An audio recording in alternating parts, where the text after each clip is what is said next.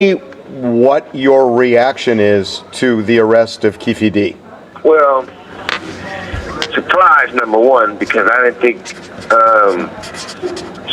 Keefe D would never get arrested. Nor do I want to see him get arrested. You know, let's get one thing straight, first and foremost.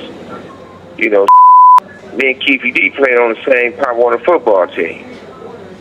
And whatever the circumstances, if he had an involvement with anything, if he didn't have any involvement with anything, who want to see? I wouldn't wish somebody going to prison on my worst enemy. The DA says that Keefe D was in the car with his nephew, that Orlando was the shooter, and Keefe was in on it, that he had full knowledge of what was going down, and it was revenge for Orlando getting beaten up by Tupac and his team at the MGM after the Tyson fight.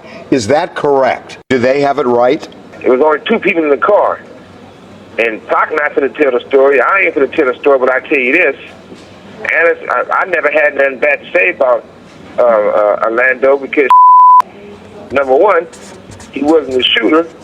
Number two, he came to my hearing and told to let me go and told the truth. They still didn't let me go. If you are called to testify in this case, I wouldn't be. Why not? Yeah, I wouldn't be. Why not?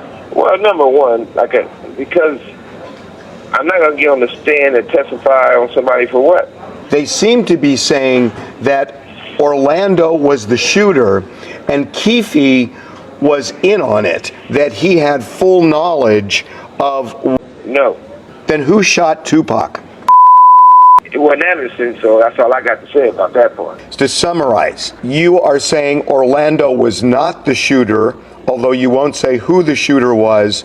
You are not saying whether Keefe was involved in any way in the shooting. And you are saying that if you're called to testify by either side, you will not comply, you will not testify.